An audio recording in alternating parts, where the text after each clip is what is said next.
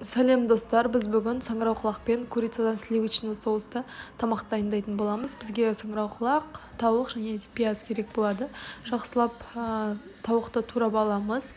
Одан кейін оны жақсылап екі жақ қызарғанша қуырып аламыз. Рецепті ары қарай көру үшін менің каналыма подписаться етіп, лайк басып кетсеңіз өте жақсы болар еді. Дальше біз ары қарай пиязды қосып қуырамыз. Одан кейін саңырауқұлақты жақсылап турап алып, саңырауқұлақты саламыз.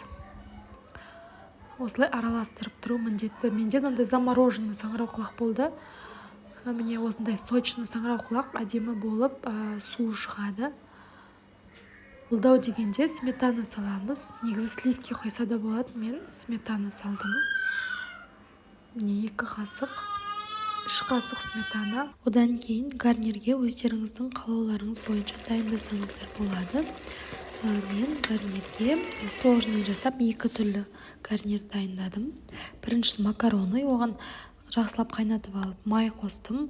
Екінші пюреге де май мен қасына сүт қостым. Солай жақсылап араластырып алып бересіздер. Тамақ өте дәмді, керемет шығады. Күнде бір тамақ істей бергенше осылай арасында сливочный соуста курица жасап тұрсаңыздар болады. Сіздермен бірге әсем әлем. Лайк басып, комментарий жазуды ұмытпаңыз.